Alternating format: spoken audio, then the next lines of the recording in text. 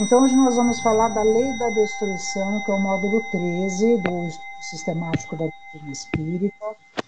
Esse módulo 13, ele fala da lei de destruição e da lei de conservação, que na realidade elas são complementares. Mas a aula fica muito grande, então eu vou falar da lei da destruição, tanto que eu até alterei algumas coisas aqui na aula, e a semana que vem nós falaremos da lei de conservação, porque eu acredito que vai ser o suficiente essa aula hoje falar só da destruição. Qual que é a justificativa para a lei da destruição? Então, é preciso que tudo se destrua para renascer e se regenerar. É mais ou menos óbvio, né, a gente pensar dessa forma, porque senão é aquela história que a gente fala que a gente não vai ficar para semente, né? Então, assim, na realidade, o que significa isso, né? Que nós não vamos ficar para sempre aqui, né? Porque, aliás, nem nós, nem tudo, né? Porque as coisas elas têm que se renovar, têm que se regenerar, têm que renascer para que haja evolução. Senão tudo vai ficando cada vez mais velho, porque faz parte de uma das leis da natureza, né? Então aqui, ó, a destruição recíproca dos seres vivos é, dentre as leis da natureza, uma das que, à primeira vista, menos parece conciliar-se com a bondade de Deus. Pergunta-se por que lhes criou ele a necessidade de mutuamente se destruírem para se alimentarem uns às custas dos outros. Aqui fica assim mais ou menos claro que, obviamente, essa destruição recíproca dos seres vivos, dentro da lei de Deus, não quer dizer que é nós nos matarmos, né? Mas aqui está falando de se alimentarem. Então, aqui está comentando sobre nós nos utilizarmos dos nossos irmãos animais para que possamos sobreviver, né? Para que possamos nos alimentar. E aí vai entrar uma série de discussões aí que a gente vai falar a respeito um pouco mais para frente. Para quem apenas vê a matéria e restringe à vida presente a sua visão, há de isso, com efeito, parecer uma imperfeição na obra divina. É que, em geral, os homens apreciam a perfeição de Deus do ponto de vista humano, claro, né? Medindo-lhe a sabedoria pelo juízo que dela formam. Pensam que Deus não poderia fazer coisa melhor do que eles próprios fariam. É a tal história de nós sempre acharmos, quando nos referimos a Deus, que nós comentamos isso na primeira aula, nós fazemos a imagem de Deus à nossa semelhança, né? Então nós achamos que Deus é uma pessoa como nós, eventualmente, né? E por isso que nós acabamos atribuindo todas as atribuições de Deus, acabamos atribuindo, fazendo uma comparação conosco. E aí vamos ver que de fato não tem nada a ver, né? Porque Deus é Deus e nós somos nós, né? E aí a gente acha que, desse ponto de vista humano, então muitas vezes nós podemos achar algumas imperfeições nas leis de Deus. E aí isso está muito longe de nós acharmos que isso seja verdade, né?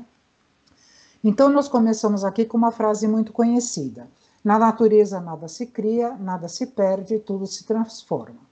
Se não me falha a memória, essa é uma frase de Lavoisier, mas eu não tenho certeza. Então, aqui eu pus algumas coisas para a gente ver como na natureza, de fato, isso é um ciclo, né? Então, por exemplo, se nós vemos no outono, onde todas as folhas ficam secas e caem das árvores, as árvores ficam nuas, né? Aparentemente mortas, né? Aparentemente mortas, porque um novo ciclo vem, aí vem a primavera, e aí começam novamente as folhas, as flores, os frutos, enfim. Então é um ciclo que acontece, né? Nós chamamos isso na ciência de apoptose, né? Então o que é a apoptose? Que acontece no nosso corpo, para vocês terem uma ideia como nós nos renovamos também, como nós também, enquanto seres humanos, enquanto matéria, também fazemos parte da lei da destruição, porque nós temos em nós células que já estão programadas para morrer. Então, assim, a gente brinca que é um suicídio programado, porque assim a célula já sabe que vai morrer, porque aí ela vai dar lugar para uma outra vir. Então, isso chama-se apoptose na ciência. Então, é uma coisa assim absolutamente normal no nosso organismo. Nós, a cada é dito, não tenho muita certeza sobre isso, mas é dito que a cada 7 anos nós nos renovamos completamente. Então, somos sempre pessoas diferentes a cada 7 anos, fisicamente, materialmente, né? E aí, por exemplo, eu pus aqui uma cobra, né, que está aqui descascando a sua pele para se renovar, né? Nós temos aqui um periquitinho, coitadinho, não sei se vocês estão vendo, ele está todo peladinho, né, porque ele está renovando as suas penas. Aqui do lado eu pus uma planária, que é uma coisa muito comum da gente dar exemplos na ciência, porque ela, por exemplo, ela está inteirinha aqui, né? Se a gente corta ela no meio, ela cresce dos dois lados, então ela se renova. Ela, mesmo que destruída, entre aspas, ela volta a se regenerar tanto de um lado quanto do outro. Não importa onde a gente corte a planária, ela vai se regenerar. Então, isso é uma transformação. Então, a gente vê que a transformação é uma característica fundamental da destruição necessária. Tá? Então, outro exemplo que me veio aqui foi da águia, que também ela perde as suas garras, e quando ela vai renovar suas garras, ela vai para o alto de uma montanha e arranca, né, fixando-se ali nas pedras, ela arranca aquelas presas dela para que outras venham a crescer. E é um movimento muito dolorido para que isso aconteça, mas é necessário para a sobrevivência dela, tá?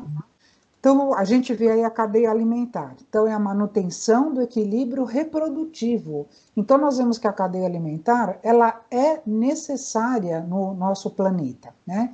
Então, a gente vê o quê? Que as criaturas são instrumentos de Deus, pois pelos instintos de destruição conservam o equilíbrio reprodutivo, que poderia se tornar excessivo, ao mesmo tempo que se utilizam dos despojos materiais quando se alimentam. Eis porque as criaturas ainda conservam o instinto de destruição, pois seu estado ainda animalizado assim exige. Vamos conversar primeiro sobre essa frase primeira aqui. Então, o que nós vemos na natureza? Que os animais, eles se alimentam, como está aqui, né, o peixe maior comendo o peixe menor, o pequenininho que vai comer a isca, que obviamente tem um homem aqui segurando a isca. Então, o que acontece? Ele come o outro animal por instinto de conservação, obviamente, né? O leão não vai comer o macaquinho lá, o coelhinho, porque ele não gostou da cara do coelhinho. Ele precisa se alimentar, e como ele tem esse instinto de conservação, ele vai atrás para isso, né? Embora nós, enquanto humanos, achamos, ai, que dó, né? Que pena, ai, coitadinho, mas enfim, é necessário para que não haja o quê? Excesso na população toda, como um todo, né? Então, eu estou falando dos animais aqui. Então, esse equilíbrio, esse ciclo é necessário, mesmo porque, olha, nós vemos até os urubus, eles não se utilizam dos despojos materiais. Então, o que acontece? Quando vem um animal grande lá, um leão, que vai comer lá um alce, por exemplo, aí aquela carcaça, aqueles despojos que ficaram, quem que vem se nutrir daquilo? Os abutres, né? Os urubus, né, que a gente chama. Então, o que acontece? Eles também estão fazendo ali parte na natureza para o saneamento daquela área, né? Só que nós, aí a segunda parte, né? Eis porque as criaturas, e aí somos nós, ainda conservamos esse instinto de destruição, porque ainda nós estamos num estado animalizado. Então, muitas vezes, os homens praticam esses atos de destruição uns contra os outros por conta desse instinto de destruição que ele tem ainda, tá? Que de fato já deveria estar extinto nele, né? Então, por exemplo, aqui, ó, olha aqui, ó, que eu acabei de falar, né? Da carcaça, aqui, uma foca comendo peixe, e aqui eu pus um ponto de interrogação, que vocês estão vendo, um leãozinho lambendo, né, um Bambi aqui, né, como chama esse bicho aqui? Um veadinho, né? Então, o que acontece? A gente vê que isso daqui, apesar de ter um instinto de conservação para ele matar, ele aqui está demonstrando claramente que ele está cuidando. Eu, há muito tempo atrás, nossa, faz muito tempo, eu assisti uma matéria nesses canais aí de a cabo, de uma situação muito semelhante a essa daqui, de um predador cuidando da prole de outro bicho que ele claramente ia matar assim num piscar de olhos, né? E ele cuidava assim como se fossem seus mesmo. Então nós também vemos aí o instinto de conservação. Então tudo isso presente nos animais. Eu aqui vou passar um vídeo para vocês que é muito engraçadinho, que é o tigre e o macaquinho. Vamos ver se vocês vê que como é isso que eu estou falando faz parte, está na natureza, né? Vejam que legal isso desse daqui.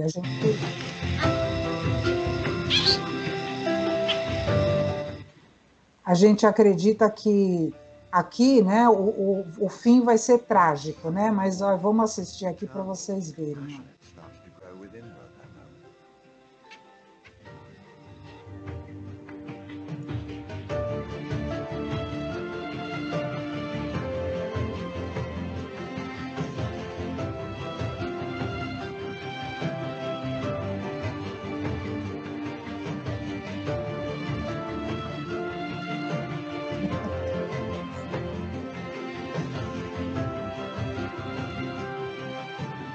Então a gente vê aqui que gracinha, né? Porque de fato é a mesma coisa desse slide aqui, que existe um instinto materno, com certeza aí também falando mais alto, né? Mas a mãe do macaco deve ter sofrido de insônia vários dias. Quando viu isso, com certeza falou já era, né? Bom, vamos lá. Nos seres inferiores da criação, naqueles a quem ainda falta o senso moral, nos quais a inteligência ainda não substituiu o instinto. Olha, aqui nós já falamos várias vezes sobre isso. A luta não pode ter por móvel senão a satisfação de uma necessidade material. É mais ou menos óbvio isso. Se eu ainda tenho só o instinto, não tenho a inteligência, claro que toda essa lei da destruição vai falar muito alto para mim, né? Ora, uma das mais imperiosas dessas necessidades é a da alimentação, claro.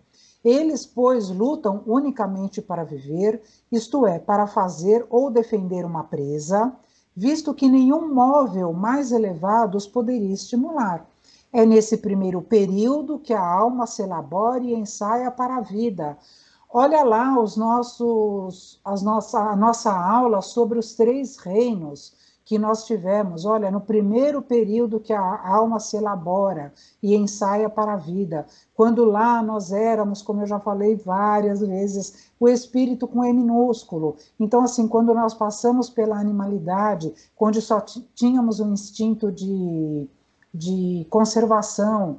E aí, quando nós fomos aprendendo, nós fomos evoluindo enquanto espíritos, e aí, quando o instinto, quando a inteligência substitui o instinto, aí nós então pudemos ter o discernimento, a consciência, o livre-arbítrio, a razão, né?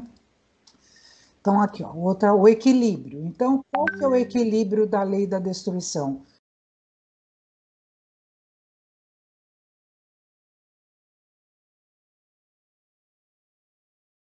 Não seria isso paradoxal, né? Então ficar pensando, nossa, mas eu para conservar eu tenho que destruir para conservar, então parece uma coisa sem nexo, né? Mas aí o que, que nos diz a doutrina e, enfim, a ciência? Ora, se isso não fosse, não teríamos a oportunidade de progresso. Como poderia haver progresso se antes só houvesse destruição? Era necessário que antes formássemos o instinto de preservação e conservação, dando-nos possibilidade de progredir, e só depois, para uma fase posterior à destruição, para que se evitasse a destruição desnecessária e antecipada, que entrava o progresso do princípio inteligente. O ser necessita viver e reproduzir para desenvolver-se. Então vejam que aqui temos uma série de leis inclusas nesse parágrafo aqui.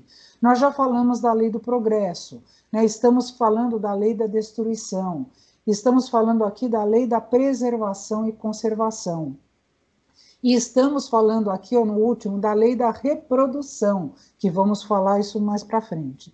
Então vejam que todas as leis divinas e naturais são necessárias que coexistam para que a gente possa ter uma harmonia, que é o que Deus espera de nós, né? Então, aqui, ó, a lei da destruição, ela depende do estado do mundo.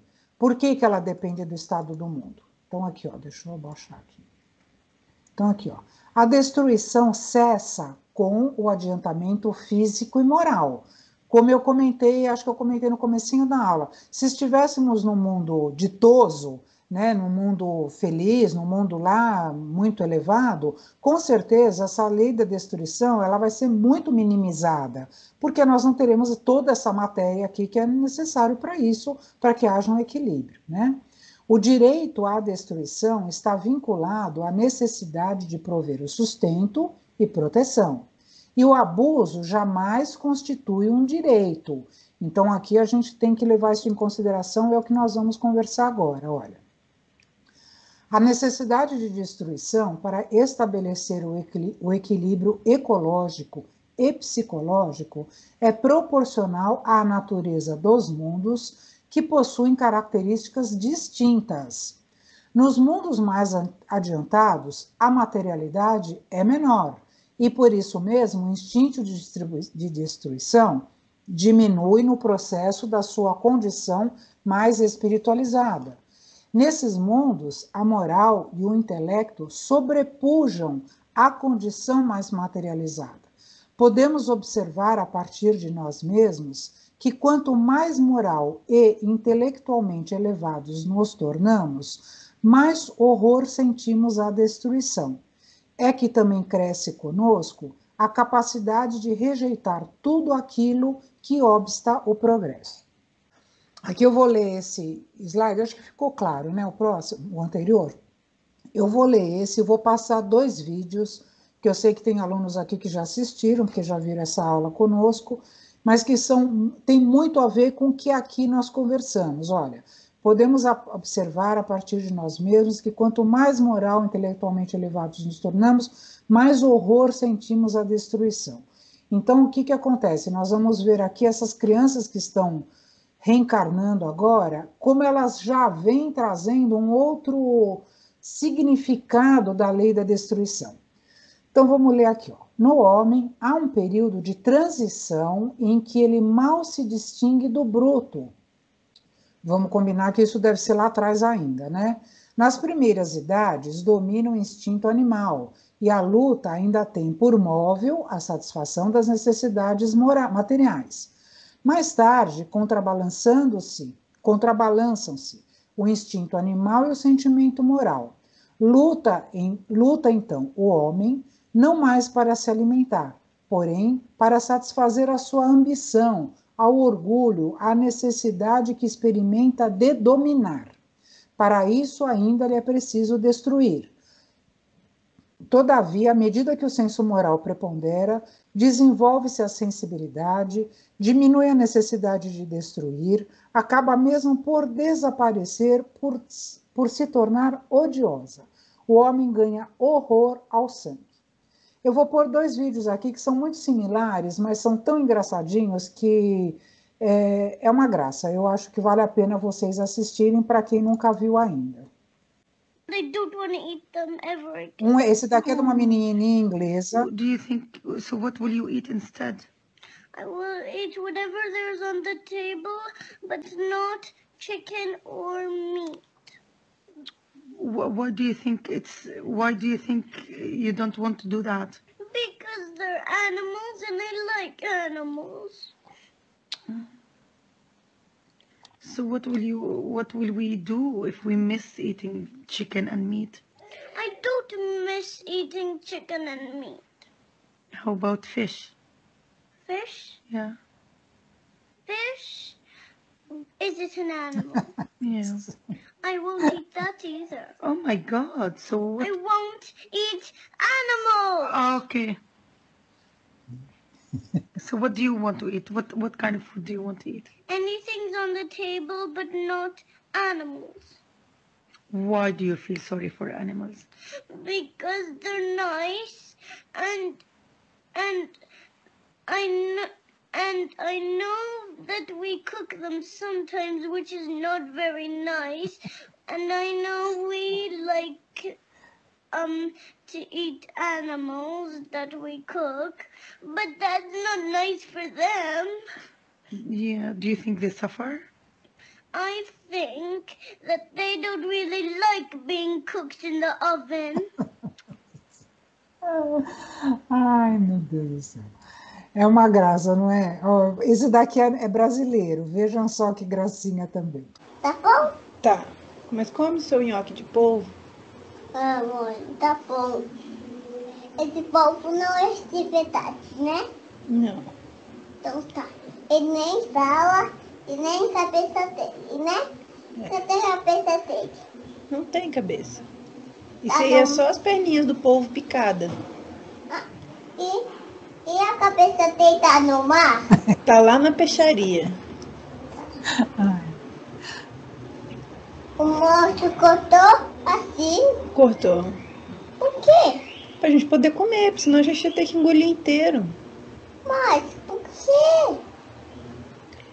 É pra comer, amor. Igual corta o boi, corta a galinha. A carinha? Ninguém come também. Ninguém come a galinha? É os animais. É? É.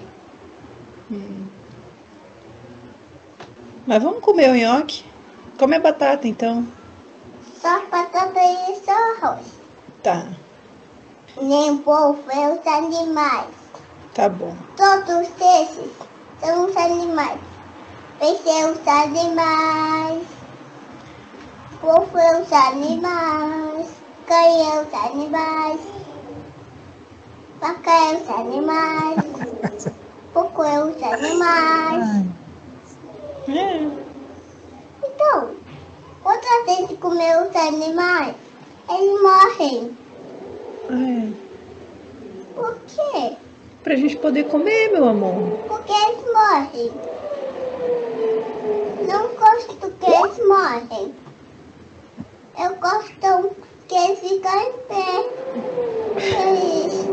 Então tá bom. Então a gente não vai comer mais não, tá bom? Tá. Esses animais tem que cuidar deles, não comer. Tá certo, meu filho. Então come a parte da batata e do arroz. Tá bom. Por que você tá sonhando? Não tô chorando, não. Ah, Eu tô emocionada com você. eu tô fazendo uma coisa saindo. Então come. Não precisa comer o polvo, não, tá? Tá bom. Então esse povo faz uma carne. É. Então, gente, vocês viram que coisa? Nossa, eu fico emocionada toda vez que eu vejo esses vídeos. Eu acho tão engraçadinho. Oi, quem está falando aí? É o Antônio. Fala, seu Antônio. Tânia, não sei se é conceito, mas não existe no nosso planetinha cadeia alimentar? Sim.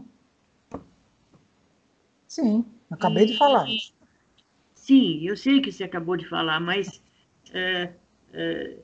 essas crianças são crianças excepcionais, crianças com alguma sintonia mais elevada, alguma coisa nesse sentido, Tânia? Então, o que eu aqui tem muito a ver com aquela aula aqui, para quem assistiu, que nós falamos das crianças índigo, né? Entendi. Que nós vamos usar esse termo porque é o termo que se usa, né? Embora eu tenha deixado a minha opinião lá que não é a cor da criança, não é a cor da aura, enfim, da criança que vai definir alguma coisa. Mas a gente sabe que são espíritos que estão vindo com outro entendimento. Eu entendi perfeitamente o que o seu Antônio quis me perguntar com relação à cadeia alimentar, e eu acredito que a pergunta dele tem esse sentido de falar assim, se todos os espíritos, ou se grande parte dos espíritos que estiverem reencarnando novamente, como essas crianças que nós acabamos de ver, que foi muito nítido e claro que não foi os pais que não foram os pais que solicitaram, que impediram que a criança comesse carne, porque foi uma coisa muito espontânea deles, tanto que até houve um estranhamento dos pais, das mães, né, com relação a isso. Então a gente vê que isso já faz parte deles, eles vieram com esse instinto, digamos assim, de destruição, um pouco mais aflorados, né? Não para a destruição, obviamente, mas para o contrário. E aí o seu Antônio me pergunta, mas isso não faz parte de uma cadeia alimentar? Nós fazemos parte da cadeia alimentar enquanto, por exemplo, nos alimentamos dos animais. Então, o que nós podemos inferir disso, né? O que a gente pode dar uma generalizada disso? Muitas pessoas reencarnarão, muitos espíritos vão reencarnar, que já vêm com essa bagagem de que não querem comer carne. Assim como muitos hoje, nós temos os veganos, os vegetarianos, que tiveram essa opção de vida de não comer carne por várias situações. Uns não querem porque não gostam, outros não querem porque, de fato, também levam em consideração essa parte da matança dos animais, enfim, outros porque faz mal, enfim, cada um tem o seu motivo para não querer comer carne, eventualmente.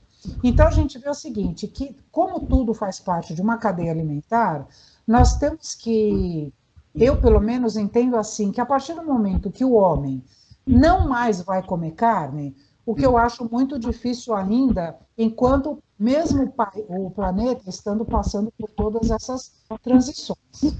A partir do momento que o homem, que os espíritos vão reencarnando, já com esse grau de, não sei se vou dizer maturidade ou de entendimento, acho que é a palavra mais correta, né? Com o entendimento de que não deve destruir os animais para o seu alimento, porque ele pode se alimentar de uma outra forma, ele pode viver sem essa proteína animal. Eu acredito que Deus, né, eu acredito piamente nisso, que Deus vai também agir de uma forma que não haja como é que eu vou falar? Que não haja um número de animais em excesso, que não haja excesso desses animais, porque se nós vamos matando hoje, né, para nos alimentar, e vamos ver, nós somos 8 bilhões de encarnados, então, assim, eu não sei a porcentagem de pessoas que não comem carne, mas, aliás, não vou nem chutar, nem falar nada, porque eu não tenho nem noção de quantas pessoas não comem carne, mas eu acredito que a maioria come. Isso eu acredito. Então, assim, isso vai tendo o balanço dos animais, né? O número de animais. Mesmo porque nós sabemos também que os animais, o gado especificamente, ele contribui para a alteração da camada de ozônio também, né? Então, a gente sabe que isso também é um ponto que deve ser levado em consideração para o nosso planeta. E aí, assim, eu acredito também que Deus deve usar de uma forma para que não haja o excesso desses animais a partir do momento que os 8 bilhões de encarnados não vão comer mais carne, né? Só pode ter, né? Vamos ter que, se tudo na natureza é balanceado, não ia ter um excesso de animais, porque nós não estaríamos comendo mais. Eu não sei se é essa a pergunta que o seu Antônio fez e a resposta que eu estou dando. Então, assim, é uma cadeia alimentar, existe sim. E enquanto estamos aqui, essa cadeia está funcionando. Mal ou bem, mas ela está funcionando, né? Óbvio que tem o excesso, como nós falamos aqui no slide anterior, aqui em algum momento falamos aqui do excesso, e vamos falar um pouquinho mais para frente também. Mas esses espíritos que estão reencarnando, eles já vêm com essa predisposição de não comer carne. Embora eu sempre brinco e falo assim, por mim, eu vou jogar isso para a próxima encarnação, porque eu sou carnívora assumida. E aí eu ainda me baseio no Livro dos Espíritos, que está escrito lá que o homem precisa da proteína animal para sobreviver. Embora hoje a ciência, aí eu estou me justificando, né? Embora a ciência fale que, de fato, você pode se se nutrir com a proteína vegetal. E aí existe, assim, muitas controvérsias, há muito debate, dizendo que a criança precisa da proteína animal para se desenvolver. Depois, quando ela já tiver crescida, aí sim ela poderia se utilizar somente da proteína vegetal. A gente conhece muitos casos, inclusive tive aluna do ano passado que era vegetariana ou vegana, não sei exatamente, e aí começou a ter problemas de saúde e foi recomendado que ela voltasse a comer a proteína animal, porque para ela era necessário. Eu tenho uma amiga da minha filha, a mesma situação, precisou voltar a comer carne, no caso peixe, para que ela pudesse não entrar como chama quando a gente, anemia, né, por exemplo. Então, assim, nós precisamos ter um balanço, precisamos ter um bom senso do que nós vamos nos alimentar, para que também nós não fiquemos com o nosso organismo debilitado, né? Porque na natureza, tá aí, os animais, a gente sabe que isso faz parte da cadeia alimentar. Tudo bem, Tânia, por enquanto? Tânia, um minutinho só, rapidinho. Pode falar. Dá licença, Zé. A Índia venera a vaca, né? Uhum. Porque eles acreditam que a vaca, que as pessoas, que os espíritos podem reencarnar na vaca. Então, lá eles não comem a vaca, né? Não comem a carne de boi, né? Aliás, eu aqui por ignorância pura minha, né? Eu acho que nem boi nem vaca, né? Não sei. Exato. Realmente eu sou ignorante nisso. Mas, por exemplo, eles devem comer outro tipo de carne, talvez o peixe, eu não sei se lá também é o porco. A gente sabe, por exemplo, que os judeus, né, não comem a carne de porco porque eles acham impura, né? Então, assim, tem uma série de situações religiosas, sociais e pessoais que envolvem a alimentação com a proteína animal, né, que nós temos que respeitar, desde que, na minha opinião, respeitar desde que não vá de encontro ao malefício do próprio organismo, né? Então, tudo bem. Zé, você quer pôr alguma coisa? Só colocar. Então, eu acho o seguinte, por exemplo, ele falou da Índia, mas, por exemplo, no caso da China, por exemplo, não existe isso, né? Porque são os maiores compradores de carne bovina e de frango do mundo, né? Sim, sim. E uma outra coisa que você falou da carne, né? Das pessoas deixarem de comer carne, a gente já teve esse problema, não problema, mas a situação do ovo, né? No passado, não pode comer ovo, porque o ovo tem um colesterol alto, que o ovo não sei o quê, o ovo não sei o quê. Hoje já desmistificou tudo isso. Então, acho que são ciclos ao longo da vida que vão mostrando novas pesquisas que não é bem assim. Eu acho que você tem que ter o equilíbrio de tudo, Sim. né? Essa situação que você está pondo do ovo, porque aí, vamos supor, entraria a pessoa que ela é vegana mesmo, né? Quem é vegano não come absolutamente nada de origem animal. Olha, outro dia, meu cunhado, irmão do meu marido, ele é vegano. Nós fomos na casa dele, bom, ele já é. Aí eu vou fazer eu vou falar mal agora, vou fazer uma coisa que eu não deveria. Não Mas vai assim, pro ele céu, é hein? verde, o meu cunhado, ele é verde, juro por Deus, sabe? Até minha sogra, olha, a sogra, né, que fala, nossa, o Paulo tá verde. Ele não come mel. Outro dia eu falei assim, quando eu fui na casa dele, foi em fevereiro agora. Não sei o que veio o assunto, eu falei assim, nossa, Paulo, mas nem mel. Ele falou, porque o mel vem da abelha. Eu engoli seco, né? Porque eu falei, caraca, meu, sabe? É um radicalismo. É a minha visão. E se ele se dá bem com isso, ele tá super magro, ele tá assim, na minha visão, né? Se ele se sente bem, e não sou eu que ele tem, é adulto, ele sabe o que faz. Mas, enfim, cada um no seu contexto, né? De fato, enfim, não vamos entrar nesse mérito, porque cada um tem uma opinião a Cada um no seu respeito, quadrado, né? né? Com relação ao que você está falando do ovos, por exemplo, é uma questão que a ciência vai, vem, fala, não sei o quê. O que nós estamos falando aqui é com relação a você ter o horror ao sangue, né? O horror, conforme os espíritos vão reencarnando, vão tendo essa lei da destruição muito forte neles, voltando a falar, não no sentido da destruição, mas do contrário dela, né, dessa matança dos animais, vai tendo assim isso como não é possível, porque esses animais são nossos irmãos.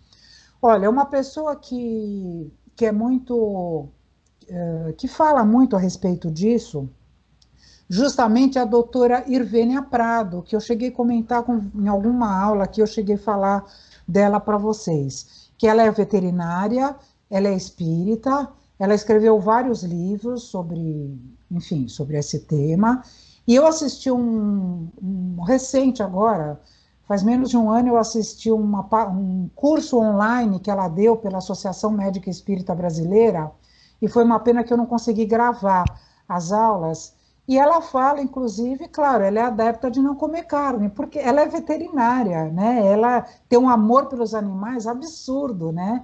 Ela viveu a vida dela em todo disso. E ela, inclusive, deu as substituições que o homem poderia ter, mas aí entraria o ovo, né? Com relação a não comer carne. Por exemplo, a minha filha, ela é vegetariana. Ela não faz alguns anos já. E aí ela come o ovo, então ela substitui a carne por 2 ovos quase todo dia, entendeu? Então já desmistificou aquele assunto que a gente estava falando do ovo, ser o vilão da história e tudo mais, né? Alguém quer pôr mais alguma coisa? Tá. O que eu acho é que, assim, o problema do vegano é o radicalismo, porque não existe o equilíbrio, a gente tem que buscar o equilíbrio. Então, o que acontece? Eles, não é só na comida, eles não vestem nada de animal, na casa não pode ter nada de animal. Então, por exemplo, o bicho da seda, que faz a seda, não pode vestir coisa porque veio do bicho. Então, vira um radicalismo que sai da cadeia de equilíbrio, inclusive mental, porque fica tudo meio maluco. Exatamente. E aí, que nem... Na minha casa, eu tenho uma pessoa que está querendo virar vegana. Eu já falei, o dia que você vier na minha casa, você traga seu banquinho, você traga seu sapato, você traga sua comida, porque eu não vou entrar na sua loucura. Porque vira uma loucura. Ter um contato com uma pessoa dessa e acaba virando o ambiente que ela está, acaba sendo muito ruim, energeticamente falando. Olha, você foi muito bem apontado, o seu apontamento aí foi muito bom, porque de fato não existe um bom senso. É uma coisa que, olha, você sabe que, continuando na minha fofoca aqui, qualquer dia eu vou perguntar para o meu cunhado, o seu sapato é de couro? Para saber o que ele usa, né? Então, assim, de fato é uma coisa assim que tem que ter um bom senso, tem que ter um equilíbrio, exatamente é o que você está falando, muito bem anotado. Obrigada, viu? Bom, Daniel, mas sabe o que eu também conheço algumas pessoas, e não são radicais, mas quando eu acabo pesquisando e dando uma olhada sobre isso, é que o consumo da carne ficou tão excessiva e a maneira que esses animais são criados, são procriados, como eles são guardados, muitas vezes são muito desumanos, são assim extremamente prejudicial até mesmo a eles e ao que vai ser transportado para a gente ao consumir essa carne. Né? A maneira, a quantidade dos animais, como eles ficam guardados, o que eles se alimentam. Então, como ficou excessivo isso, tomou uma proporção que até mesmo, muitas vezes eles argumentam que essa carne não está nos beneficiando, porque ela está trazendo uma carga de energia, uma carga negativa muito grande para a gente. Chamado carne fraca, que fala exatamente isso que você está falando, carne fraca. Legal. E aqui, olha, Paula, você deve ter lido, eu sei que você está lendo os livros do André Luiz. Eu até ontem comentei com meu filho ainda, aliás, ele que lembrou, não sei o que nós comentamos, ele falou para mim, mãe, toda vez que a gente fala nisso, eu lembro do livro do André Luiz, que é dos Mensageiros, que fala do abatedouro. Aliás, foi, acho que... É o que eu estou lendo agora, mas ainda não cheguei nesse ponto. Nos Mensageiros, acho. Que fala quando os espíritos chegam nos abatedouros, e eles veem a condição, entre aspas, desumana, né, de como aqueles animais são tratados. É o que alguém estava comentando aí agora. Então, tem todo esse processo. Você vê a Arábia Saudita, acho que consome frango da gente, eles têm uma pessoa aqui nos frigoríficos, nos abatedouros, não sei se é o nome correto aqui, dos frangos, que lá na Sadia, enfim, nessas empresas, eles têm uma pessoa para ver como é o abate desses frangos, para saber se está de acordo com o que eles acreditam, na religião deles ali também. Então, a gente vê que, de fato, é muito, muito sério isso. Então, assim, o modo como é tratado esses animais, né? Vocês vejam, não sei se vocês chegaram a ver, aliás, se nós começarmos a falar, a gente vai ficar aqui a manhã toda só falando nisso. Eu vou dar esse exemplo e vou passar para frente, senão, de fato, eu já não vou conseguir terminar. Eu não sei se vocês lembram ou chegaram a ver daqueles gansos, como eles eram alimentados para tirar aquela gordura do fígado, que fazia aquele patê caríssimo, né, que é de foie gras. Chegou uns vídeos a aparecer, enfiavam na goela dos gansos um alimento lá que era necessário para deixar o fígado deles gorduroso, para poder tirar mais quantidade e fazer o patê. Então a gente vê que o homem, aqui está escrito, gente, aqui ó, para satisfazer a sua ambição, o seu orgulho, a necessidade que experimenta de dominar. Então, assim, o homem se vê no domínio sobre esses animais irracionais, e aí ele faz o que ele quer com esses animais. E com certeza ele vai ser cobrado por isso também, né? Bom, gente, vamos seguir. Daniela, posso falar só uma coisinha, por favor, Amazé? Eu também gostaria. Fala, Mazé. Eu vou falar rápido. Eu acho que o que a Paula colocou foi uma coisa perfeita. Acho que essa geração nova de crianças cristal índigo que estão vindo, elas vêm com uma outra cabeça. Por quê? Porque o homem ele não se satisfez somente com a carne bovina, vamos supor, ou com a suína, ou com as aves. Ele foi matar javali, ele foi matar não sei o quê, jacaré. Quer dizer, o homem ele não se sacia. Ele vai buscando tudo que ele pode matar, o que ele acha que pode matar. Então, eu acho que sim, está correta. Essas crianças têm que vir nos ensinar, sim. Exato. E as pessoas veganas, eu tiro o chapéu para elas, sabe? Porque elas acham que estão num outro estágio. Não precisa ser radical, não precisa. Mas eu acho que nós estamos num estágio muito inferior ao delas. Eu concordo, porque a carne, para nós digerirmos a carne, nós sabemos, pelo que estudamos, que ela tem que estar no estado de putrefação para que ela seja digerida, né? Então já não é uma coisa... já não é uma coisa tão saudável assim, né? Mas se nós comêssemos aquilo que foi permitido, não, mas a gente começou a matar tudo quanto é animal, porque a gente é o animal superior, né? Então é só isso, e a Paula colocou muito bem. Tá certo, então. Pronto, podemos continuar? Posso falar uma coisa? Prometo ser muito breve também, Tânia. Quem está falando? É a Kelly. Oi, Kelly. Fala, querida. Tudo bom? Tudo, graças a Deus. Espero que todos... Conseguiu entrar hoje, né? Então tá bom, fala. Sim, consegui. Pode falar para o seu cunhado comer mel, porque mel não necessariamente é feito da abelha, ela não está morrendo, ela regurgita o pólen. Ai, meu Deus, é complicado, né? Vou falar para ele mesmo. Mas você vê o radicalismo, né? Eu concordo também com o que foi dito anteriormente sobre não necessitar de radicalismo, porque, por exemplo, hoje em dia... você como biomédica, assim como eu, galgando esse caminho ainda, a gente sabe, a gente da saúde que estuda, que por exemplo, as vacinas, antes de serem testadas em humanos, precisa passar pelos ratinhos, tadinhos.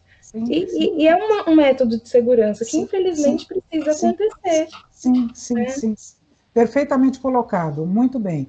Eu também concordo plenamente com você.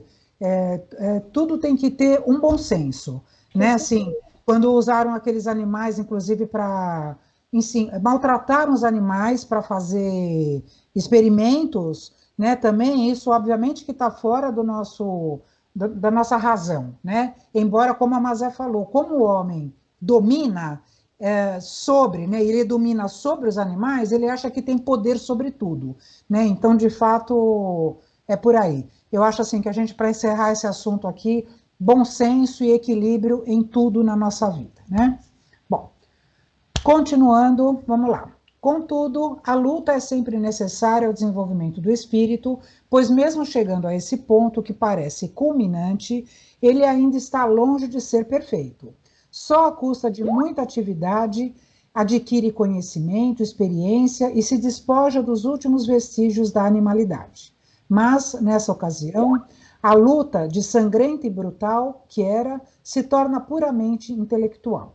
O homem luta contra as dificuldades, não mais contra os seus semelhantes. É o que nós gostaríamos que acontecesse, né?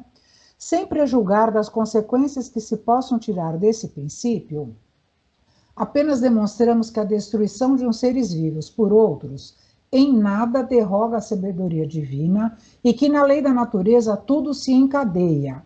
Esse encadeamento forçosamente se quebra desde que se abstraia do princípio espiritual. Muitas questões permanecem insolúveis, por só se levar em conta a matéria. Às vezes esquecemos que toda a doutrina é uma sequência de informações que não estão ordenadas ao acaso. Basta que nos lembremos de todas as leis divinas ou naturais. Aqui é o que nós exatamente conversamos até agora. Tudo se encadeia na natureza. Todas as leis divinas estão ordenadas. Então, assim, tudo é bom senso, tudo é equilíbrio, tudo é livre-arbítrio, tudo é razão, tudo é consciência, né, para que nós possamos evoluir na nossa jornada. E isso daqui faz parte da nossa evolução, com certeza. Quanto aos abusos que faz ao equilíbrio da natureza, o homem goza de liberdade proporcional ao seu estado evolutivo, assim como todo ser vivente. A destruição que causa para prover-se de segurança e alimentação faz parte desta natureza de preservação e conservação, não obstante, ele não tem o direito de abusar dessa condição para destruir inutilmente a natureza. Certamente prestará contas no íntimo de sua própria consciência, quando esta lhe exigir. Muitas vezes o homem, na sua bestialidade, utiliza-se desta liberdade e destrói o que não lhe será útil, e assim violam as leis divinas por atenderem às suas más inclinações. Eu acho que aqui está bem claro, né? Aqui, ó, não sei se estão... Aqui, né, quando, por exemplo, existe a matança dos elefantes para a retirada das presas, para o quê? Porque custa muito caro, né? Eu não sei se vocês chegaram a ver, nesses programas que a gente assiste aí, o que eles estão fazendo para que não haja essa matança indiscriminada. Eles estão pintando as presas dos elefantes de cor-de-rosa, é uma tinta que fica impregnada. E aí o que acontece? Eles não matam mais porque não adianta nada tirar a presa, porque não vai servir para nada, porque está pintada, né? O que de fato é uma forma de preservar, mas ainda assim a gente vê, né? Temos que usar de artifícios para preservar a natureza, né? Então, só falando em natureza, não precisamos falar mais nada.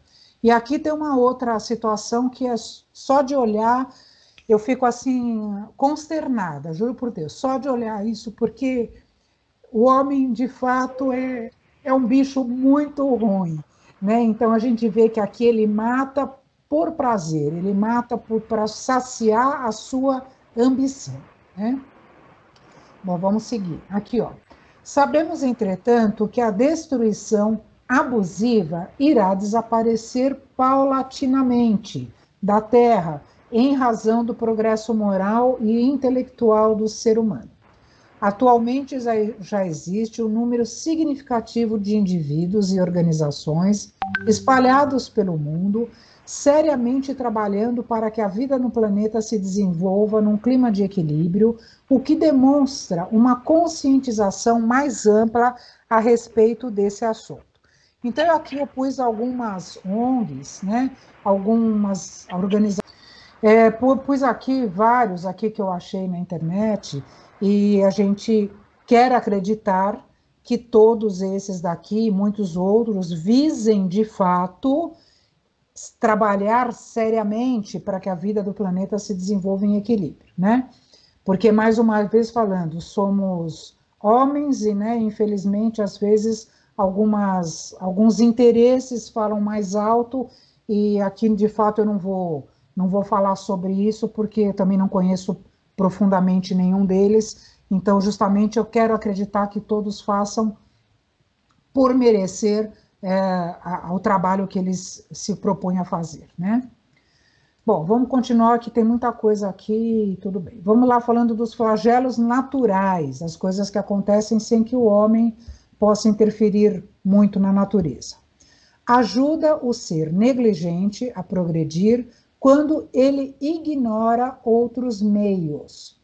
Podem modificar as condições de uma região e beneficiar gerações futuras. Muitas vezes são oportunidades de exercitar a inteligência e a resignação. E alguns são frutos da imprevidência do homem. Então, vamos estudar tudo isso aqui. Em todas as épocas, esses fenômenos geológicos e climáticos têm ocorrido para a adaptação do mundo terrestre ao programa que lhe está destinado como sendo o mundo de regeneração. Isso está nesse livro aqui do Divaldo. Então, nós vemos aqui, ó, que desde a época dos dinossauros, né, esse falando, salvem-se mamíferos, né, nós vamos afastar os asteroides, porque, de fato, eles estiveram aqui na época que precisaram estar, né, e depois eles desapareceram para dar origem aos outros animais, como, por exemplo, os próprios mamíferos, né? Então, a gente vê o ciclo de destruição acontecendo para que as coisas vão evoluindo, tá? Exemplos de flagelos naturais. Tsunamis, vulcões, nevascas, secas, terremotos, chuvas torrenciais, epidemias, que ainda por muito tempo ocorrerão de alguma forma, atingindo a criatura humana, contribuindo para o seu desenvolvimento intelecto-moral. Embora para nós, materializados do jeito que somos ainda, é muito difícil entender tudo isso que acontece na natureza, né? E se pensarmos bem, até o envelhecimento, não como flagelo, mas como uma destruição natural, né? Então, aqui, ó, nós vamos passando por várias fases, e como eu comentei lá, as nossas células também vão morrendo, e aí nós vamos começando a adquirir um outro aspecto, e é um ciclo de destruição para tudo se renovar. Então, eu permaneço aqui 60, 70, 100 anos, enquanto espírito encarnado, para que eu possa desenvolver e para que eu possa evoluir e aprender alguma coisa, e na hora que essa matéria não suporta mais, eu vou embora e meu espírito volta num outro ser novo e assim sucessivamente. E esses flagelos naturais, né, como eu comentei, aqui é o envelhecimento não como um flagelo, mas como um processo de destruição natural, né? Todos esses tsunamis, vulcões, eles ainda têm que acontecer. E todos nós sabemos de casos que aconteceram, por exemplo, no tsunami, eu sempre comento isso, quando morreu mais de 100 mil pessoas, e um casal estava debaixo da água fazendo pesca submarina, e quando eles levantaram a cabeça, emergiram, eles viram que, putz, que aconteceu aqui? E eles se salvaram, né? Porque eles não tinha que acontecer isso. Isso daqui faz parte das mortes coletivas, dos desencarnes coletivos, que nós vamos, para quem quiser assistir a aula na terça-feira, nós vamos falar e muito sobre isso. Então, todos esses flagelos naturais estariam envolvidos nisso. Aqui, olha, nós vemos algumas coisas, né? As nevascas, o tsunami, ó, quando aconteceu, as epidemias, né? aqui os terremotos que aconteceram, os vulcões, aqui ó, nós temos o nosso atual e mais recente flagelo natural, que é o Covid-19, que veio com um intuito, assim como todos esses daqui vieram com um intuito, que nós vamos falar muito sobre isso na Gênese, nas últimas páginas da Gênese, nós vamos ler sobre esses desencarnes coletivos, por que ocorre isso, né? Que muitas coisas ocorrem paulatinamente e outras ocorrem rapidamente, com muitas pessoas desencarnando ao mesmo tempo. Por que isso ocorre? No Livro dos Espíritos está escrito, uma pergunta que Kardec faz aos espíritos, mas não teria outro jeito de Deus fazer as coisas sem que houvesse todas essas tragédias, que para nós é tragédias? E os espíritos falam, tem sim, Deus faz e faz todo dia, só que a gente não aprende, e aí então Deus dá esses chacoalhões na humanidade para que a gente possa evoluir um pouco mais rápido, porque vamos combinar, somos 8 bilhões de encarnados e 24 bilhões de desencarnados, que estão na fila para reencarnar. Então, assim como essa massa de desencarne está acontecendo, virá uma massa de reencarne acontecendo. Vocês podem acreditar, e isso eu escutei, acredito, e escutei do Haroldo Dutra, que nas palestras que ele fez recente desse tema, que ele falou, vocês podem ver que daqui a pouco vão ter muitos espíritos reencarnando, até porque está todo mundo em casa, né? Então, né, não precisamos ir muito longe, mas enfim, muita massa de espíritos vão reencarnar, e aí esses espíritos que são aquelas crianças que nós estávamos conversando há pouco e conversamos na aula passada de terça-feira. Né? Então, assim, esses espíritos, eles já vêm vindo com uma leva nova de entendimento e progresso, óbvio. Né? Então, tudo isso faz parte das leis naturais, embora para nós seja difícil de entender que Deus é esse que permite que as pessoas percam casa, percam seus... enfim, suas vidas, seus familiares, os seus pertences, a sua saúde, que Deus é esse? Esse é o Deus soberanamente bom e justo, que sabe o que faz para o nosso melhor, tá? Então, é isso. Vamos continuar. O homem recebeu em partilha uma inteligência com cujo auxílio lhe é possível evitar, ou pelo menos atenuar, os efeitos de todos os flagelos naturais. Presta atenção, nós temos inteligência, tá? Então, os flagelos vêm, só que nós temos inteligência para atenuar. Quanto mais saber ele adquire e mais se adianta em civilização, tanto menos desastrosos se tornam os flagelos. Com uma organização sábia e previdente, chegará mesmo a lhes neutralizar as consequências, quando não possam ser inteiramente evitados.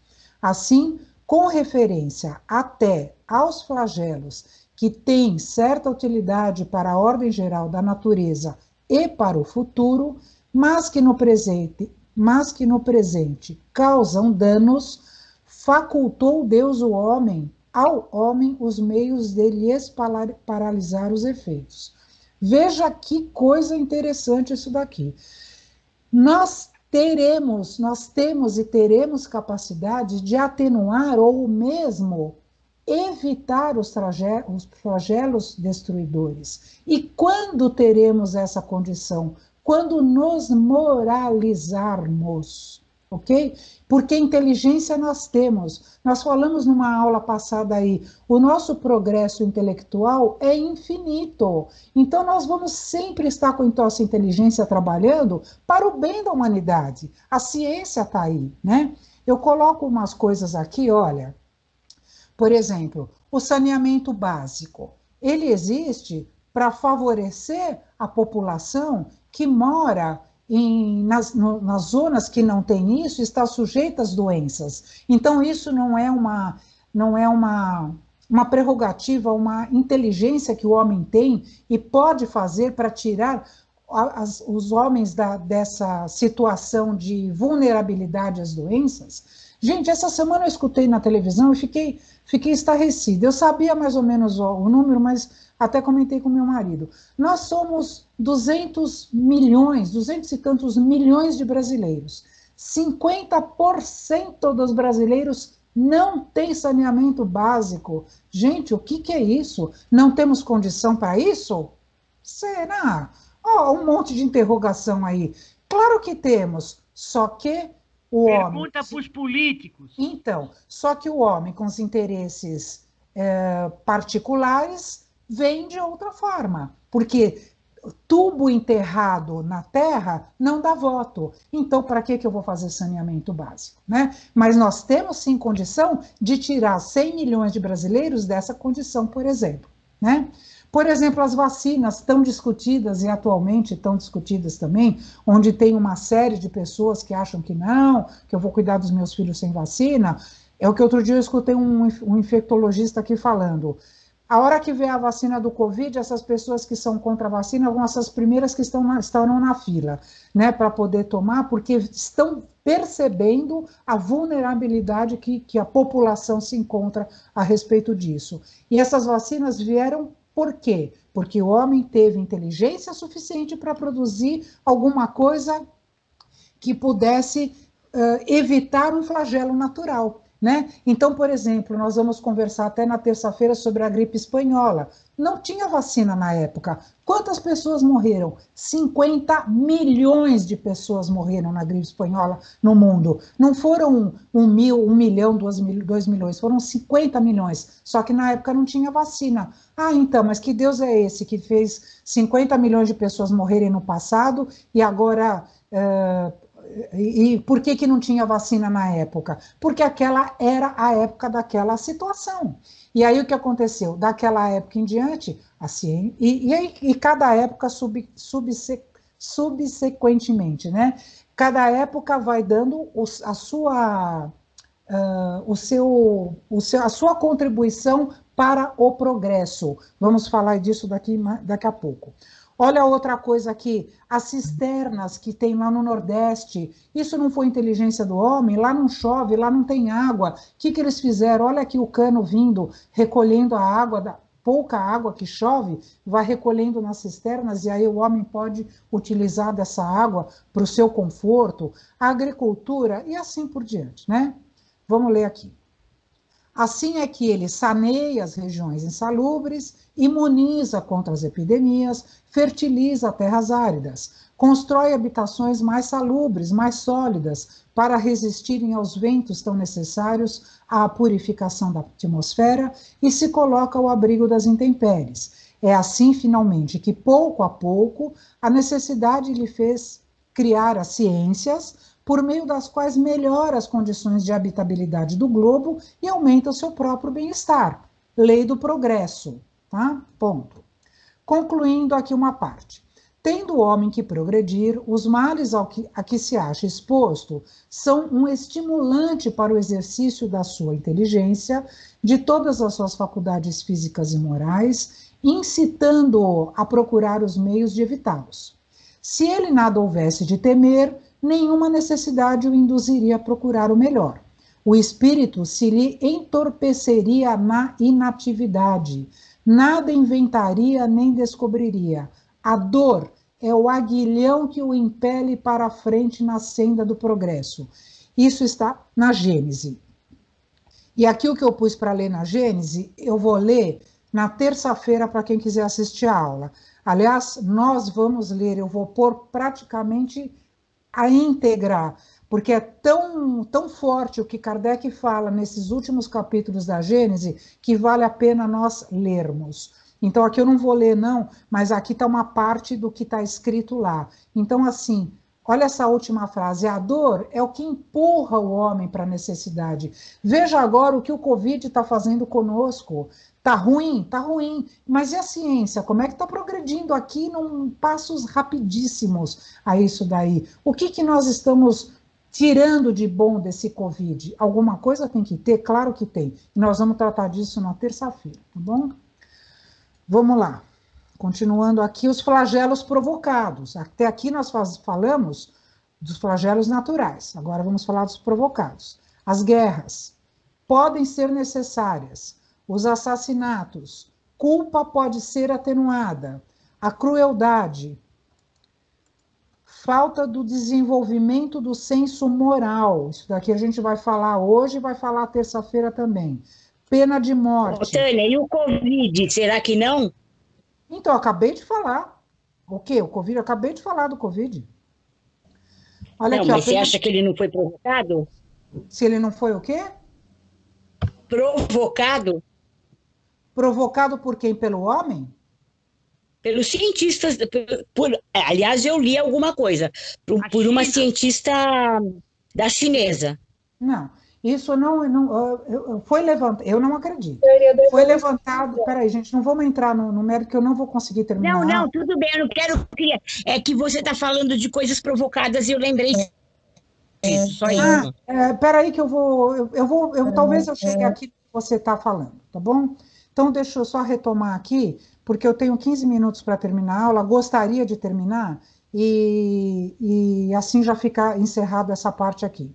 E a pena de morte. Há outros meios de se preservar a sociedade dos perigos. Então, vamos lá. Sobre a imprevidência dos homens. Os flagelos destruidores provocados pelo homem representam, ao contrário dos naturais, uma grave infração às leis de Deus. Os males mais numerosos que existem na Terra são os que o homem cria pelos seus vícios, orgulho, egoísmo, ambição, enfim, seus excessos em tudo. Aí a causa das guerras, das calamidades, da opressão do fraco pelo forte, da maior parte das enfermidades, tá? Eu vou chegar lá, mas espera um pouquinho só. Na hora oportuna a gente conversa sobre isso. Aqui, por exemplo, olha o que eu pus aqui. Então, assim, aqui provavelmente foi de Mariana, se não me engano. Aqui os dois, foi de Mariana. Não foi, Mariana, e depois nós tivemos o último aqui como chama? Brumadinho. Brumadinho, eu ia falar sobre Brumadinho, né? Então, o que nós vemos aqui? Isso foi um flagelo destruidor provocado pelo homem, porque os responsáveis por lá, eles sabiam do que eles estavam, o risco que eles estavam correndo de provocar tudo isso. Então, com certeza, isso era uma coisa que devia acontecer? Provavelmente sim, era uma coisa que precisava acontecer. Aí fala assim, como assim, né, precisava acontecer?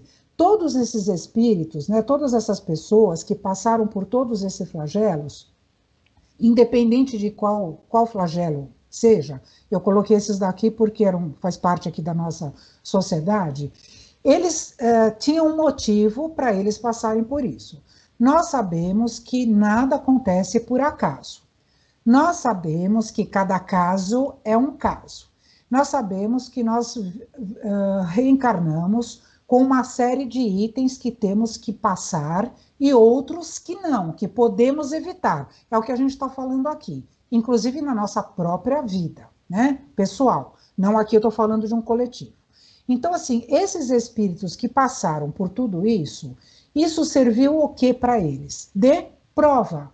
Tá certo? Foram espíritos que foram submetidos a essa prova por algum motivo, que não cabe a mim julgar se merecia, se não merecia, enfim. Pela doutrina, nós sabemos que eles precisavam passar por determinada prova. E esses espíritos, desde que eles passem por essa prova, com uma resignação, embora eu sempre falo isso, gente, eu peço até desculpas, porque às vezes eu sou repetitiva, mas é que eu acho que, para quem nunca me escutou, pode achar que eu estou falando, sei lá, uma bobagem, né? A gente sabe assim, que é muito fácil para nós, enquanto aqui estamos em casa, né, na frente do nosso computador, que muitas pessoas não têm, estamos aqui no bem bom, com um cafezinho, é muito fácil ver uma foto dessa e a gente vê assim, nossa, coitada daquelas pessoas que estão passando por aquilo, né? Então, assim, é muito cômodo para nós falarmos isso. Mas, pela doutrina, o que nós argumentamos? Que esses indivíduos, se eles passarem por essas provas com resignação, com atividade, com consciência, com razão, como eles vão sair dessas situações? Em espírito, muito mais fortalecidos. Nós vamos falar disso também na terça-feira, tá? Então, assim, já estou dando um spoiler de que eu vou repetir algumas coisas. Então, assim, esses espíritos se começam tudo de novo, porque, gente, é difícil, né? Deve ser difícil, né? Você perde tudo aquilo que você conquistou com muito suor, com muito trabalho, a sua casa, a sua família, adquire doenças, enfim. Mas se você sabe, fala, não, eu vou conseguir, eu vou lutar e eu vou conseguir tudo de novo, como esse espírito sai? Olha, eu falo por mim, pessoalmente, como Tânia, com certeza é muito mais meritoso esse espírito desse homem que está aí carregando esse geladeira, não sei o que é, do que eu, entendeu? Porque para mim está muito cômodo falar tudo isso, não sou eu que estou passando por essa dificuldade nesse momento, tá? Mas o que? As pessoas que provocaram esses males, no caso, né, a sociedade que provocou isso, que permitiu que isso tudo acontecesse, sabendo que era um risco, esses vão ter que pagar por isso, tá certo? Porque, de qualquer forma, eles sabiam, diferente de que eventualmente aconteceu e, de fato, não era previsto, não foi estudado, não se tinha ideia de que isso poderia acontecer, eles teriam atenuado a sua culpabilidade, ok? Então, aqui, ó, Deus promulgou leis plenas de sabedoria, tendo por único objetivo o bem. Em si mesmo encontra o homem tudo o que lhe é necessário para cumpri-las. Se o homem se conformasse rigorosamente com as leis divinas, não há duvidar de que se pouparia aos mais agudos males e viveria ditoso na terra. Se assim não procede, é por virtude do seu livre-arbítrio. Sofre, então, as consequências do seu proceder. Ok? Então, vamos lá que nós temos algumas coisas para falar ainda. Quanto às guerras. O que impele o homem à guerra é a predominância da natureza animal sobre a natureza espiritual e o transbordamento das paixões. À medida que ele progride, menos frequente se torna a guerra. Quando os homens compreenderem a justiça e praticarem a lei de Deus, a guerra desaparecerá da face da terra. Grande culpado é aquele que suscita a guerra, e muitas existências lhe serão necessárias para expiar todos os assassinatos de que haja sido causa, porquanto responderá por todos os homens cuja morte tenha causado para satisfazer a sua ambição.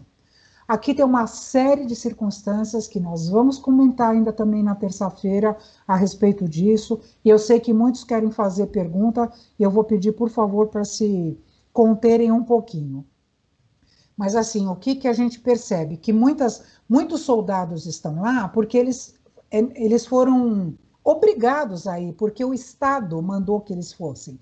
Então, por exemplo, mesmo que eles matem, eles vão ter a sua culpa atenuada, né? Porque eles estavam fazendo isso não porque eles quisessem, porque eles estavam sendo obrigados àquilo por aquele que suscitou a guerra, tá? Então esse é outro departamento. É a mesma coisa do flagelo destruidor que nós falamos agora. É praticamente a mesma situação. Tudo tem um fim bem definido e sempre ligado à nossa evolução. Deus, olha, vou repetir essa frase, gente. Tudo tem um fim bem definido e ligado à nossa evolução. Deus não quer ver seus filhos duelando, sofrendo através da dor voluntária, mas fazer com que a paz reine como bálsamo de tantos séculos pela sanguinária luta pelo poder. Porém, a guerra mostra um lado necessário ao nosso desenvolvimento na jornada evolutiva. A guerra, no seu mecanismo industrial, econômico e político, é imprescindível e inevitável, ou seja, do ponto de vista humano. Então, nós, enquanto estamos na guerra, na Terra, é permitido que se tenha a guerra porque progressos ocorrem. Então, vamos ver aqui, ó. O homem busca a guerra como quem busca trazer para casa todos os ouros possíveis, porquanto ainda não tem um entendimento de que a brandura, humildade e pensamentos lineares traz o entendimento às causas mais impossíveis, aparentemente de serem resolvidos. Por que que o homem busca a guerra? Porque ainda nós estamos nesse estágio de evolução. Então vejam que nós ainda hoje temos guerra. Temos lá a guerra da Síria, que ainda está desde 2011 e está até hoje. E outras coisas que nós vivemos aí. Veja a Venezuela, o que está passando, não é exatamente uma guerra explícita, mas veja o que estão passando lá. Então aqui, ó, nós temos que ver que essa guerra, como diz Emmanuel, ela se estende dos lares até o mundo. O homem busca, então, implacavelmente, nas armas e sangue, mostrar o poder de quem manda. Não somos diferentes da selvageria primitiva, apenas os recursos mudam. Hoje temos a guerra tecnológica, ontem nada havia de recurso, mas prevalecia e prevalece sempre o mesmo sentimento de gana, ódio e poder.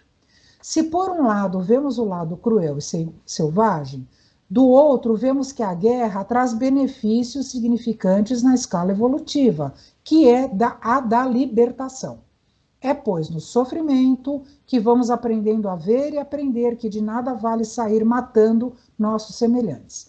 Olha novamente essa frase aqui que eu falei um pouquinho atrás aqui. É na dor que nos empurra para frente, tá? Só que aí nós temos que ter a consciência de como vamos para frente, né?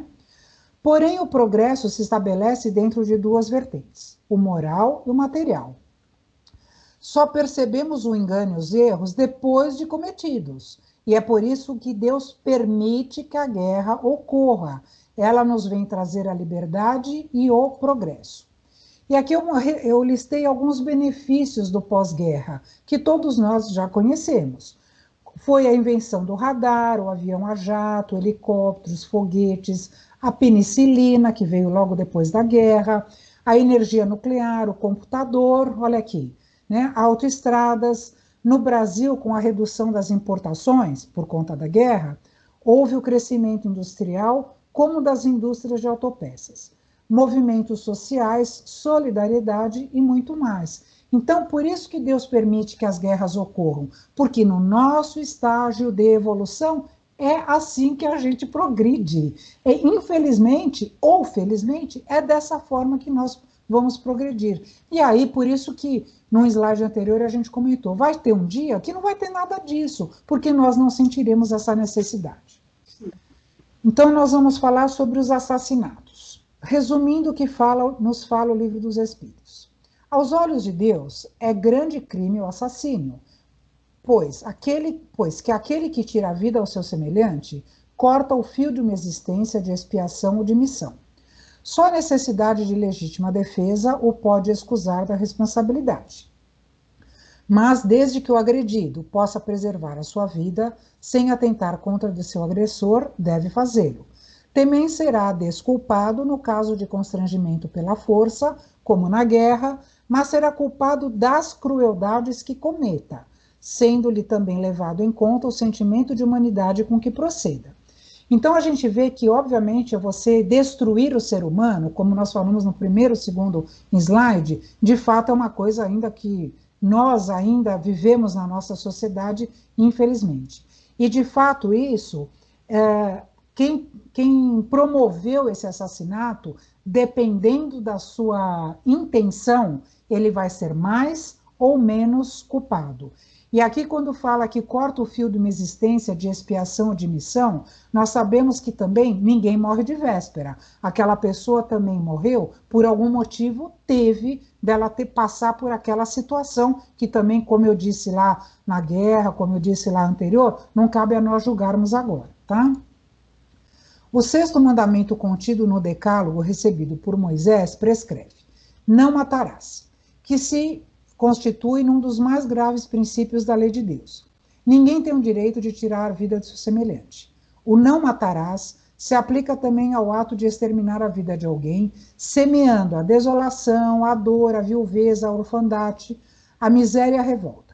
É importante também não matar muitas outras coisas que fazem parte do cotidiano, tá? Porque a gente aqui fala em assassinato, só vem na cabeça da gente uma pessoa matar a outra com um tiro, com uma faca, sei lá o que for, né? Mas a gente vê que as pessoas, um relacionamento pode causar um assassinato, e aqui não estou falando disso, né? Quando você mata as esperanças do outro, quando você mata a vida do outro de uma forma de deixar aquela pessoa tolhida nas suas vontades, nos seus desejos, no seu modo de viver, né? Quando você domina aquele outro ser, você acaba, de qualquer forma, matando aquele espírito também, né? Entre aspas, matando entre aspas, o que de fato também é uma lei que está sendo transgredida, né?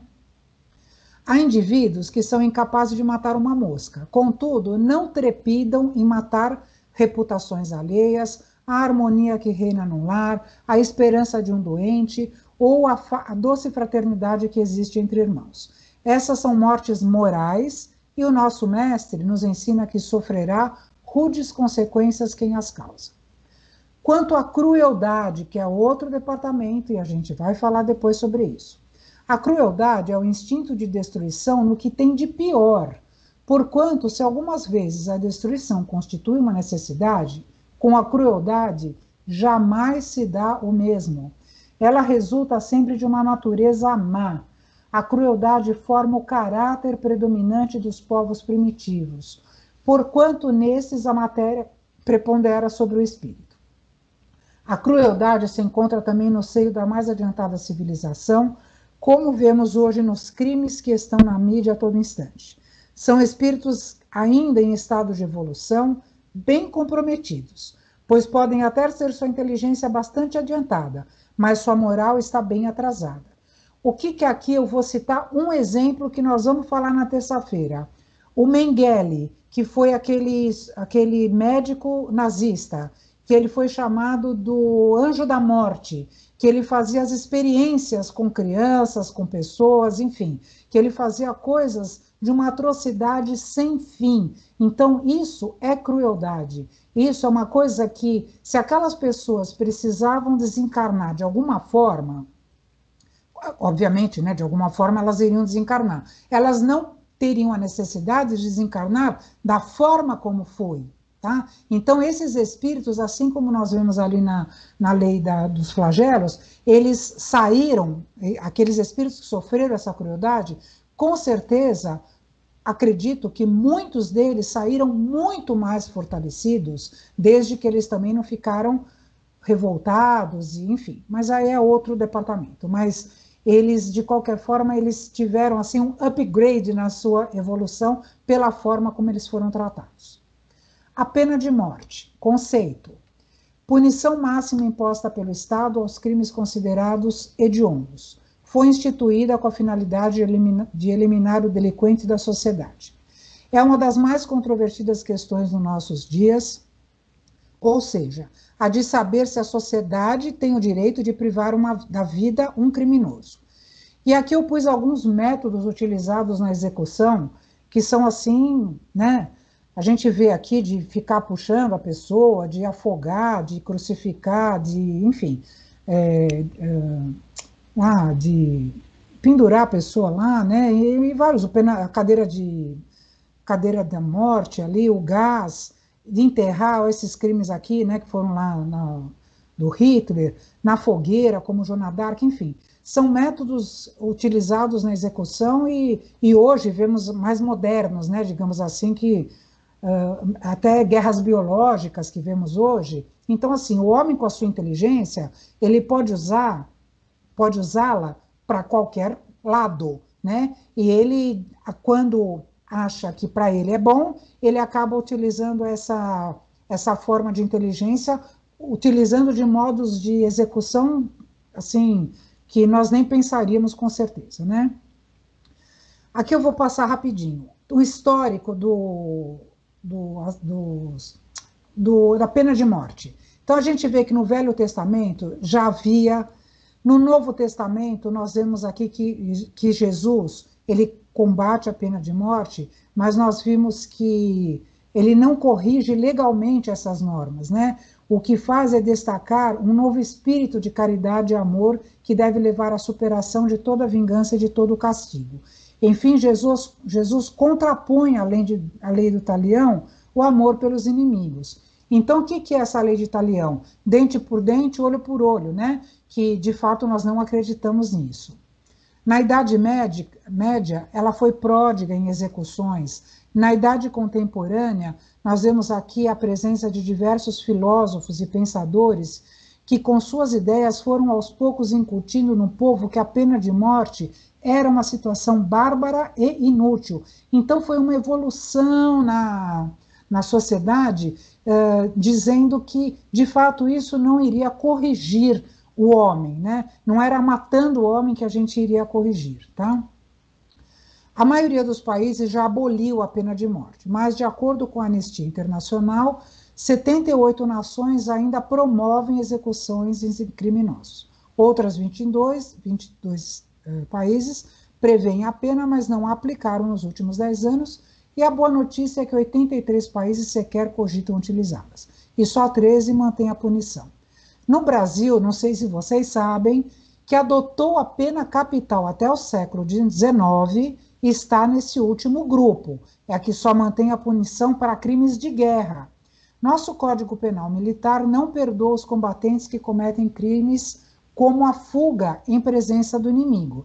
Nesses casos, o presidente da República deve aprovar a execução, que ocorre por fuzilamento. Então, assim, isso existe na nossa Constituição, mas obviamente que ela nunca foi aplicada.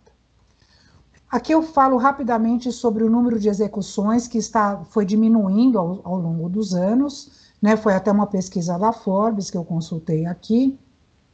Muitos países já foi proibida, né, essa lei. Aqui a gente vê as penas de morte pelo mundo, então foi aquilo que eu já comentei, que é na maioria aqui, ó, abolida para todos os crimes, aqui o verdinho como o nosso, menos pelos crimes em circunstâncias excepcionais, aqui abolida na prática, e em vermelho, onde ainda é legalizada. 57% dos brasileiros são favoráveis à pena de morte, diz a pesquisa. Então, essa pesquisa é de 2018, e ainda muitos de nós achamos que a pena de morte seria um caso definitivo para se punir ao homem. Mas nós, deixa eu voltar aqui, mas nós que somos espíritas sabemos que de nada adianta isso, porque se o espírito é imortal, não adianta nada a gente matar o corpo, porque o espírito vai continuar, e aí seria mais interessante ele começar a cumprir sua pena aqui, para que quando ele passe para a espiritualidade, ele possa continuar, né, evoluindo como todos, sem exceção, da forma com que lhe for conveniente ou mais favorável. Tá? Aqui, só por uma curiosidade, que quem criou a guilhotina foi o médico Joseph Guillotin, que foi vítima do seu próprio invento, por incrível que pareça, né? E aqui nós temos pessoas que argumentam a favor e temos pessoas que argumentam contra, né? Como, por exemplo, a prisão perpétua teria um poder de coerção, tal. Mas eu volto a falar, nós, como espíritas, acreditamos que a pena de morte não é favorável. Aqui, ó. Segundo o Espiritismo, a crença na existência e pré-existência da alma tem grande peso nestas argumentações. Pela teoria da reencarnação, o criminoso é um ser que traz dentro de si uma tendência ao crime, e essa tendência deve ser modificada a fim de eliminar o efeito. O mundo é violento porque somos violentos, e a maior violência do que matar alguém legalmente não é a lei de talião da antiguidade com outra roupagem. Precisamos repensar os critérios de justiça aplicados aos delinquentes. Se a justiça estiver sendo demasiadamente influenciada pelos usos e costumes da atualidade, dificilmente teremos condições de vislumbrar os matizes de uma justiça mais excelsa e divina. O que está falando aqui? Se a gente não mudar o nosso modo, o nosso comportamento, nossa moralidade, vão continuar tendo esses chacoalhões que nós temos, que Deus nos manda para a gente acordar. Com certeza se dirá que é muito difícil amar aos criminosos, seres rudes, frios, que exercem a crueldade com um sorriso irônico nos lábios. Nesse caso, se a lição do mestre ainda não conseguiu nos dulcificar os corações para a conjugação do verbo amar, aprendamos a desculpar, perdoar e auxiliar sempre. mesmo porque o maior inocente de que temos notícias, ao expirar no suplício da cruz, legou-nos a lição máxima com as palavras: Pai, perdoa-lhes porque não sabem o que fazem. E o perdão da divindade chama-se reencarnação. Tudo bem? E aqui, para finalizar, uma breve reflexão de Leon Denis. Todas as almas são perfectíveis e suscetíveis de educação. Todas as almas devem percorrer os mesmos caminhos, chegar até a vida e chegar da vida inferior à plenitude do conhecimento, da sabedoria e da justiça.